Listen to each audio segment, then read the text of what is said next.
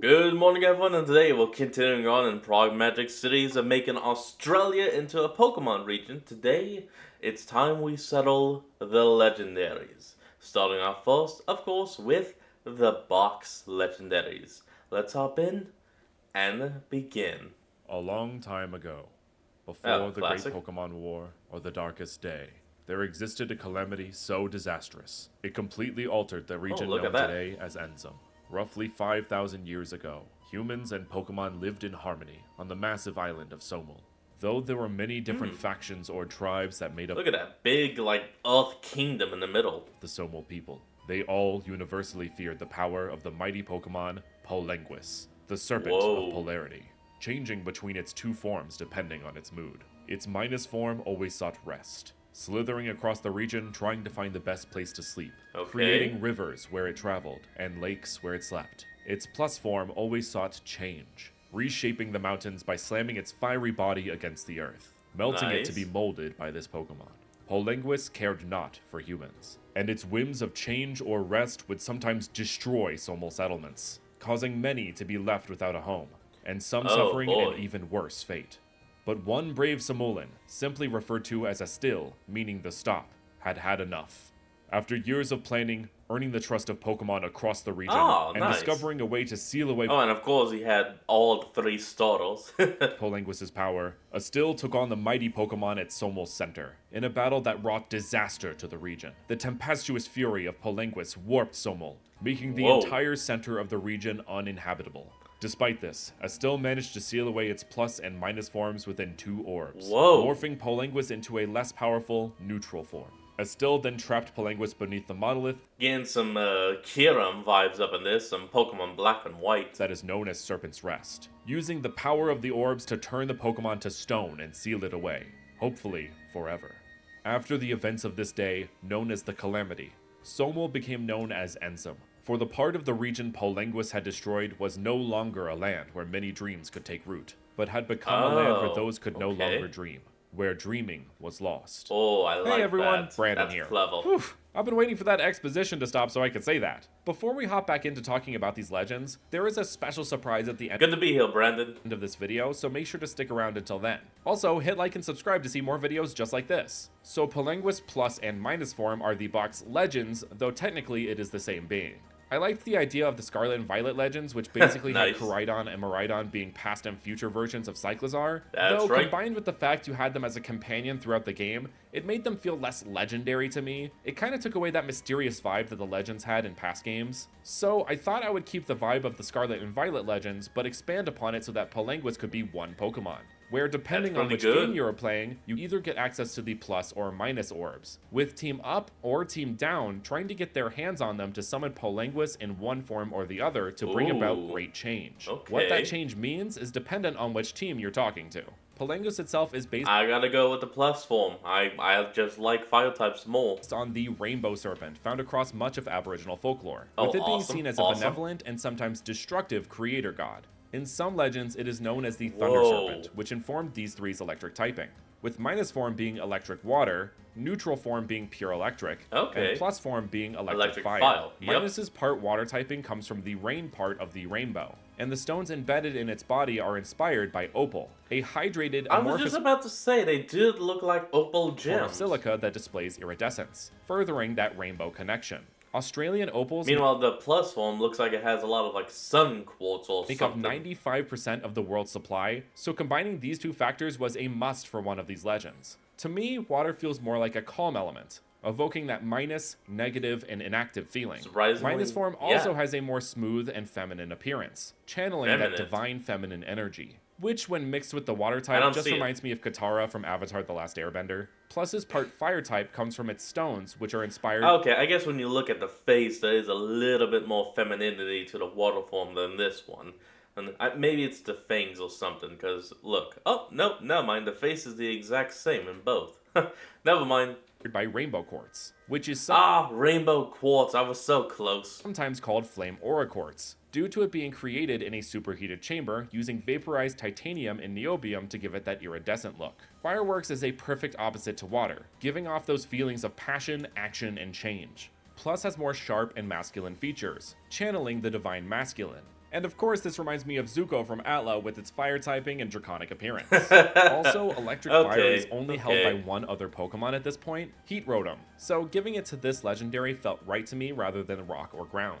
Plus, I didn't want to step too much on Groudon's toes there. It has sensitive little claws. With Polanguis being the Polar Serpent, both its forms refer to the Ouroboros, or in this case, a double Ouroboros, as their opposing magnetic poles would attract to the other's tail. But they're the same creature, so technically it's eating its own tail. This also refers to the Australian mythical creature, the Hoop Snake, which is a snake that bites its own tail and rolls down hills like a tire. The tail of Weirdly enough, I've actually seen that in some cartoons. Still in Polanguis' three forms is a reference to the Aboriginal legend of Balu and his three serpents. The serpents were a tiger snake, which Minus takes from, a Death Adder, which Neutral takes from, and a black snake, which Plus takes from. Not bad. Though the tale of Estel and Polanguis was much more about subduing the serpents rather than trusting them like in Balu's. I wanted to craft these parts of Plus and Minus' stories to be inspired by Aboriginal tales, but not take directly from them. Make them have that same feeling without copying them and just translating that into the Pokemon world. You have done the well. The names Pokemon Plus and Pokemon Minus were initially inspired by the Aboriginal concept of the dreaming, and the Aboriginal proverb, those who lose dreaming are lost. So my base idea was dreams versus nightmares, but as I explored the concept of the dreaming more and discovered it isn't actually related to the act of dreaming, I panned out conceptually and thought dreams versus nightmares are a positive versus a negative experience. Plus and Minus. Boom. There was the rumor of Pokemon Plus and Minus being the next Pokemon games after Gen 7, so I thought I would play into that as well. And I'm sure you've thought by now, with them being the Plus and Minus forms, surely they have Plus and Minus as abilities, right? Well, seeing as those abilities work in tandem with each other, and both forms can't really exist at once in canon, let's give them some new abilities. Given Plus not without some cheating. Form is quad weak to ground, in its lore reshapes the earth, and that Minus form has a weakness to ground as well, a singular ability for both of them that either nullifies or reduces the power of ground type moves would be good. And the ability could vary slightly depending on the form it's in. So let's call it Polar Flux, where when either form is on the field, ground type moves do normal damage. But in Plus form, if it's hit by a ground type move, its attack and speed are boosted by one stage. And in Minus form, the stats boosted would be special attack and speed. This idea was borrowed from the Pokemon move Magnetic Flux, which raises the defense and special defense stats of allied Pokemon that have the ability Plus or Minus. Honestly, that's pretty Polanguis good. in any form would probably learn that move. That has me thinking, would it be too much to add that Polar Flux would also act as Plus or Minus depending on which form it's in? Let me know what you think. But there are definitely more I think that would be a little much for one ability, but it's your creation, man, so do it up. Legendary Pokemon in Ensum than Polanguis. So let's go back to voiceover mode. What it still did not account for is that from the shadows of calamity, 4 specters of legendary might were born, and they would make this uninhabitable land their home, known in modern times as the Fallen Lands. Each specter represented a different way of destroying the land. Mimir, the murky mud, making the land unfit for growth. Mimage, the malign might, destroying... Okay, before we even continue on, this is already taken a lot from the Tapus. And I'm not saying that's a negative, I'm just pointing it out. Any crops that could grow. Mimist, the mighty miasma, making noxious fumes that poison or give disease to creatures that would inhabit the land. Okay, so these things are all clearly going to be dog type, and the other type will be, I'm guessing, ground, bug, ghost, and this one, possibly fire. And finally, Mimint, the messy nope, it's plant. Meadow, making sharp, shadowy brambles and weeds that would harm any that enter the area.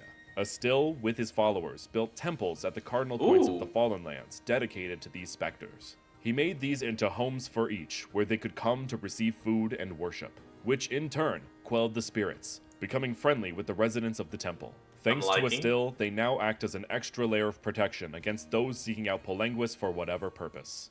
Okay, I'm back. These 4 are based on a type of fairy-like spirit from Aboriginal myth called a Mimi. They are tall and skinny creatures that hide in the crevices of rocks so they don't get blown away by high winds. Since, you know, they're so skinny. They originally had human forms and were said to have taught indigenous Australians how to hunt, cook, paint, and control fire.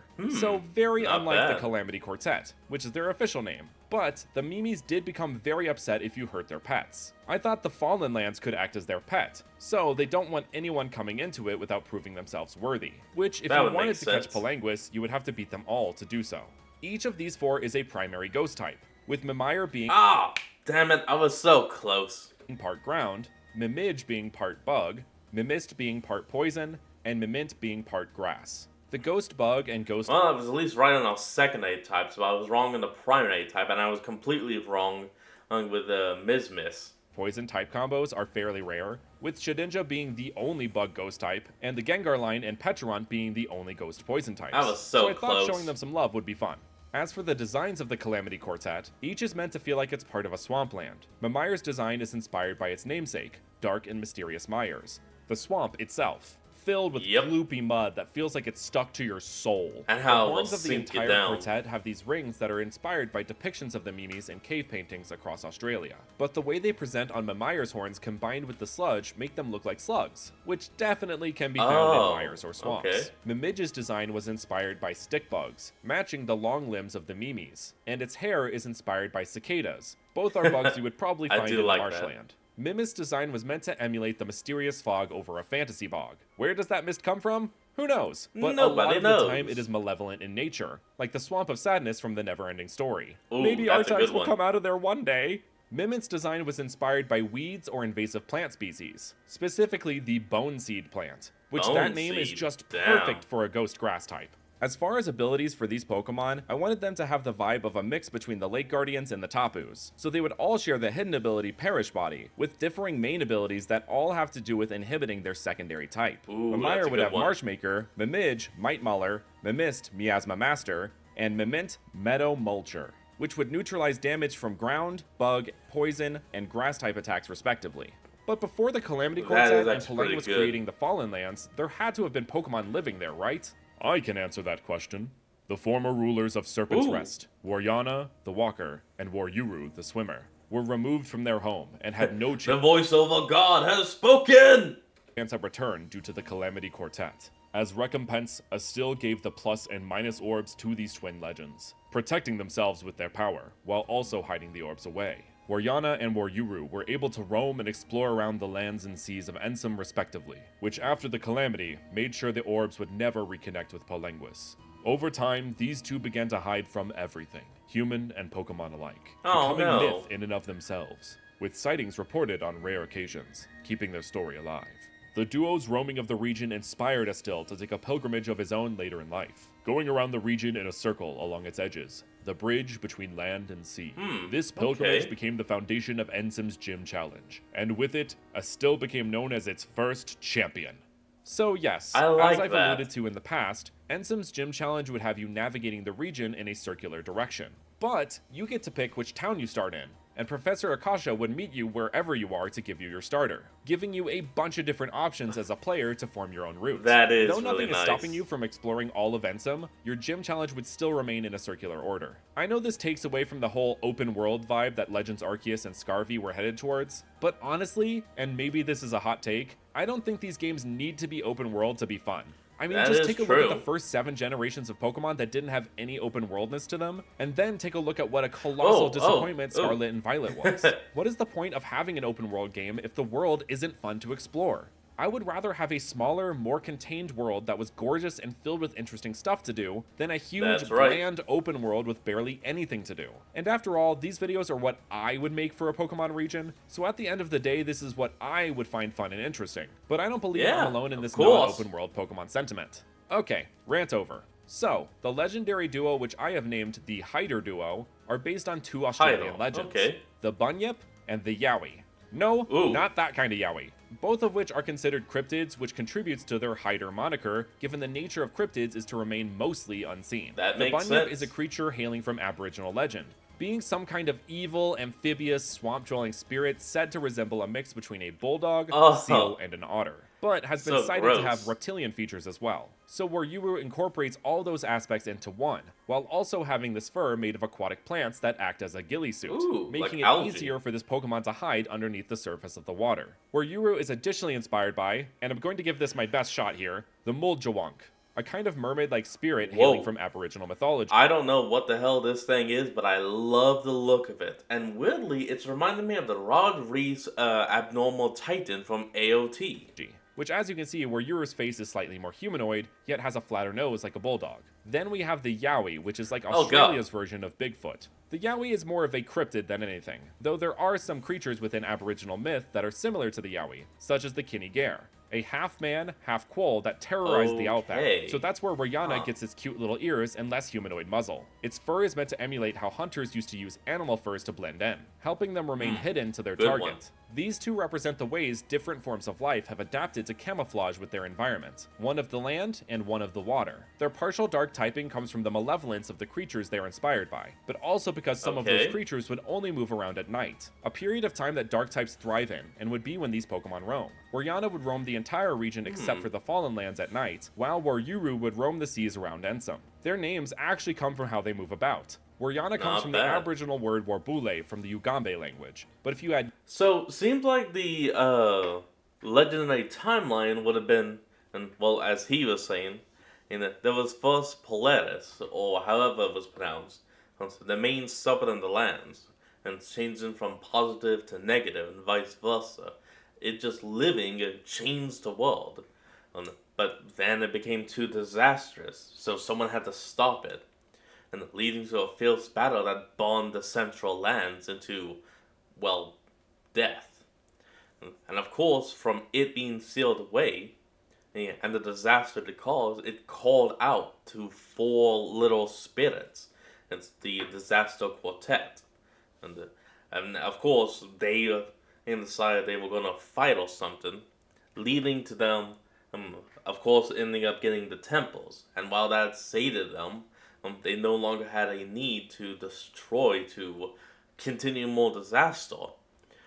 And of course, the guy couldn't just stay there forever guarding the orbs, eventually leading to him finding and meeting these two.